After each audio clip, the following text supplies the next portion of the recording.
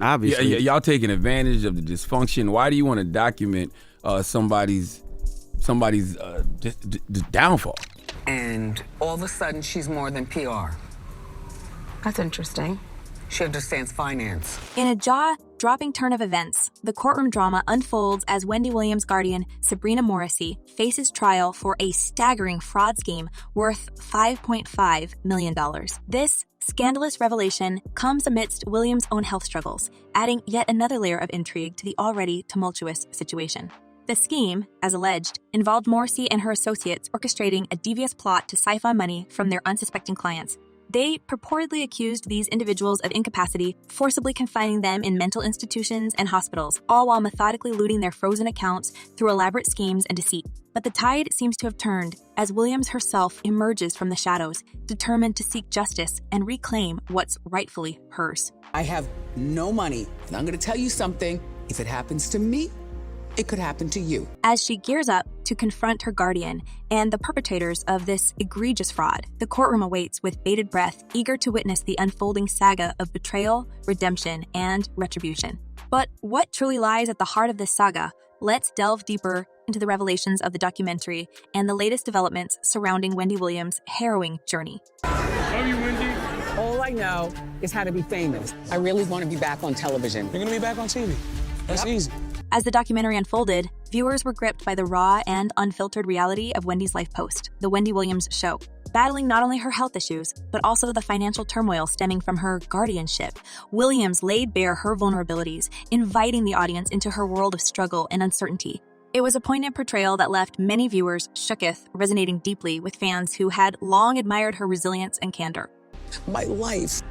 Right now, she's weak and vulnerable, and she needs to be around people who aren't going to take advantage of that. The documentary, which aired amidst Williams' own battle with primary progressive aphasia and frontotemporal dementia, shed light on the challenges she faced, both physically and emotionally. From her iconic rise in the world of media to the devastating revelation of her health conditions, Williams' journey unfolded before our eyes, painting a stark picture of a woman grappling with fame, fortune, and ultimately her own mortality. This is the reality of what the world-famous Wendy Williams' life was under a guardianship. But perhaps one of the most gut-wrenching aspects of the documentary was the exploration of how Williams was allegedly stripped of her hard-earned wealth. The film hinted at the betrayal she endured at the hands of her guardian Morrissey, and the subsequent freezing of her assets. It was a revelation that left fans dragging for filth, outraged at the injustice perpetrated against their beloved icon. In one heartbreaking moment captured in the documentary, Williams lamented, "About keeping me away from my money. This is not right. And you know this is not fair." It was a stark reminder of the financial constraints she faced, unable to access her own funds due to the ongoing legal battle. With her accounts frozen and her financial autonomy in jeopardy, Williams found herself at the mercy of a system that seemed determined to keep her shackled. Despite the turmoil, there was a glimmer of hope as Williams' sister, Wanda Finney, reassured the public that Williams was in a better place emotionally and physically. She is, from what I understand, in a wellness, healing environment, Finney stated, offering a ray of optimism amidst the chaos. Yet, even as Williams sought solace in her newfound sanctuary in Florida, questions loomed over her future. Rumors swirled about her alleged estrangement from her family and concerns that her team was taking advantage of her vulnerable state. Reports of her son's claims that her team had frozen her out of her bank accounts only added fuel to the fire, casting a shadow of doubt over the true motives of those around her. As Williams' manager, Will Selby, scrambles to navigate the legal quagmire surrounding her finances, the fate of her $20 million fortune hangs in the balance. With her accounts still under the control of a financial guardian, Williams remains in limbo, unable to reclaim what is rightfully hers. They had some concerns over her ability to make financial decisions, and they froze all her assets, so she cannot do the simplest things like... The elusive promise of regaining access to her funds lingers tantalizingly out of reach, leaving Williams and her team grasping for answers in a sea of uncertainty. However, justice seems to be catching up with Wendy Williams' guardian, Sabrina Morrissey. Recent developments in the legal proceedings against Morrissey shed light on the extent of her alleged fraudulent activities and the impact they have had on her victims, including Williams herself. I'm just trying to understand, what, you pay her and she's your friend? I pay her.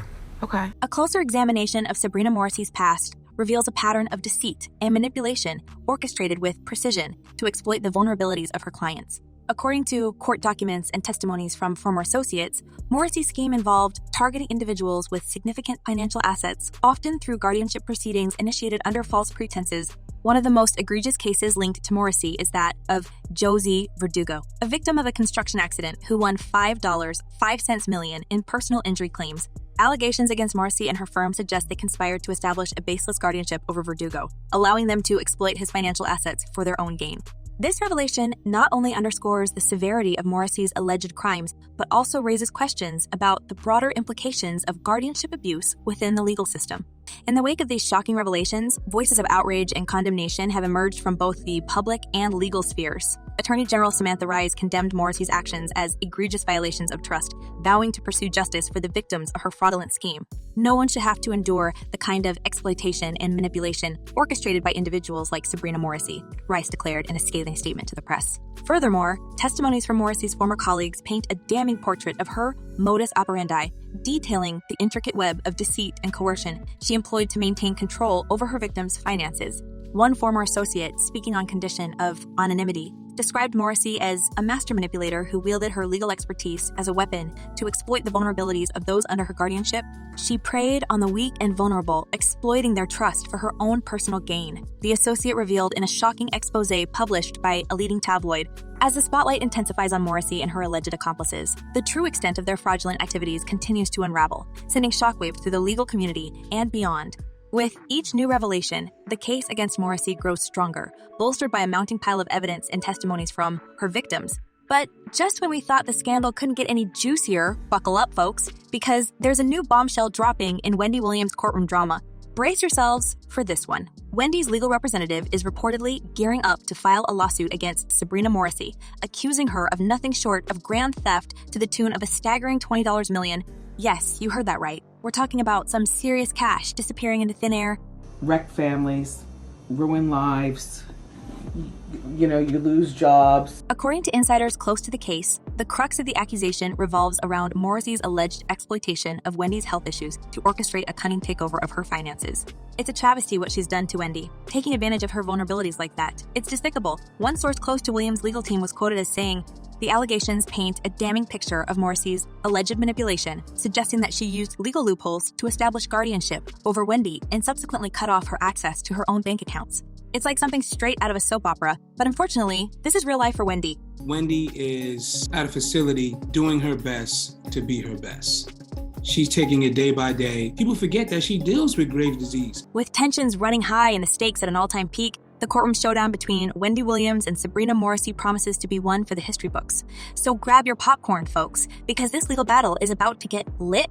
And as the dust settles from the bombshell revelations of the documentary, questions continue to swirl about its true intent and the role of Wendy's family in its production. Charlemagne the God, a close associate of Williams, expressed shock at the family's involvement, noting the heartbreaking portrayal of Wendy's decline.